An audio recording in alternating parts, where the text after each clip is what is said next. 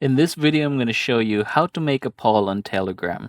Now, to make a poll on Telegram, it's actually quite easy. What you are going to do is just click this one right here, and then you are going to go ahead and look for the poll option, just like so. Go ahead and click that one over there, and then from here, you can just go ahead and ask your question. So I'm going to go ahead and ask here, when can we meet? All right, and then I'm going to go ahead and click this one in order for me to start adding option. All right, that's option number one, and then I'm going to add another option, and I'm going to go ahead and right here, and then I'm going to add one last option, just like so. And then once you are done here, what you can do is just scroll down and you should be able to see here settings. Do you want to have an anonymous voting? You can go ahead and toggle this on.